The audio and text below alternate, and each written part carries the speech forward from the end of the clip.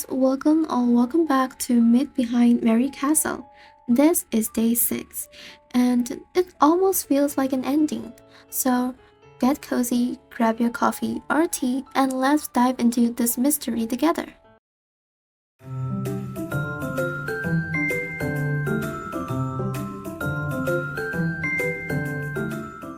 Today we received 3 system warnings. Make no mistake, trust no sounds on the home screen after midnight. This warning has now repeated across multiple days. At that point, that doesn't feel like a precaution anymore. It feels like confirmation. For hotel with no rating or review process, proceed with caution. These locations have disabled their review system. This is the first time the system openly acknowledged location that erase feedback.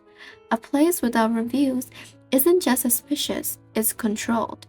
And finally, after midnight, do not live stream your escape on VVANNA Community. Remember, escaping requires full concentration. This is important. It tells us escapes is possible. But it also tells us that being watched, recorded, or validated by others might interfere with it. Silence seems unnecessary. Today's VVANNA community post is titled Finally. The description reads, Phew, made it out at last. Time to go back. On the surface, it sounds like relief, but the comments quickly fracture that narrative. Who would plan a group trip to Mary Castle? Did the OP really escape this time? Isn't the castle of Mary abandoned? Bump into Mary? Wasn't this the same person who broke in just before? Just like every other VVANNA post related to the castle, certainty collapsed almost immediately. No one's agreed on what happened. No one can confirm the truth. Even escape is questionable. Now, let's listen to the radio.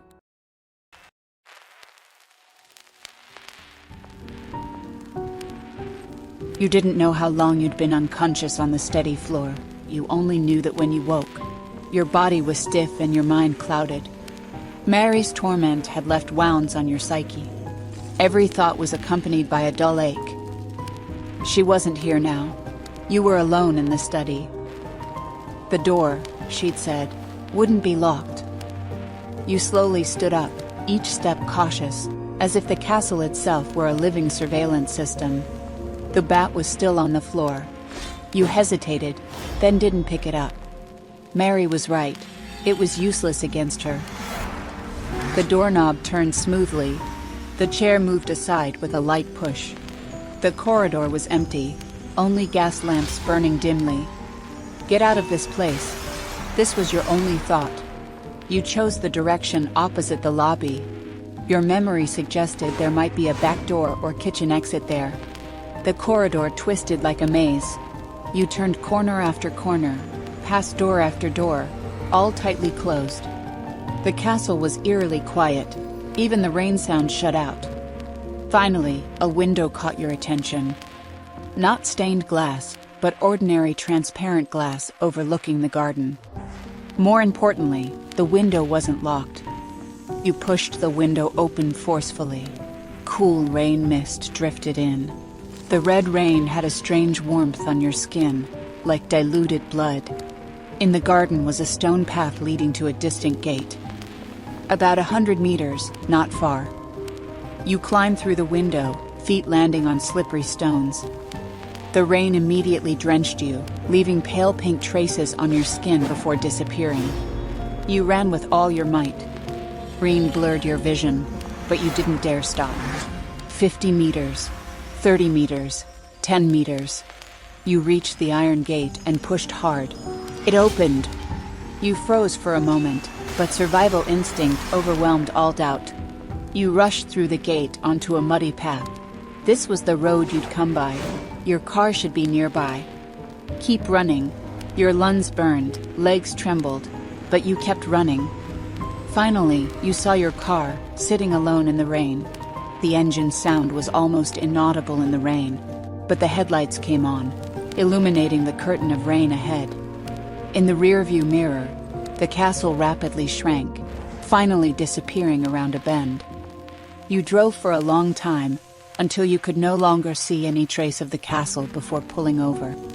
You collapsed against the steering wheel, gasping for breath. You'd escaped. The rain continued, but its color gradually faded, finally becoming ordinary water. Dawn was breaking. Network service returned, showing you were only 3 kilometers from the highway. You got back on the road, driving much more steadily this time. The castle experience began to fade, like a vague dream that was hard to remember clearly. Was it perhaps a dream instead? Or was it a hallucination from fatigue driving? Everything today points to control. The system warns against live streaming escaped. VVANNA posts fail to concern outcome. Memories fade rapidly after leaving. The castle leaves no solid evidence behind. If no one can remember clearly, if no one can document properly, then escape doesn't spread. It ends with the individual. At this point, my thoughts are, the castle allowed escape once it finished feeding. Fears and despairs are harvested. Memory is the price. VVANNA community posts are echoes, not proved. Silence and isolation are required to live. The system isn't helping guests, it is preserving the myth. And most importantly, escaping doesn't mean winning. It means surviving long enough to be forgotten. And that is everything for day 6. If this really is an ending, it is a quiet one. No justice, no closure, just distant fading memories and unanswered questions. As always, I would love to hear what you think. Did the guest truly escape, or is forgetting the final trap? Day 7 is coming, and I don't think Mary is finished yet. As always, take care, and I will see you guys in the next video.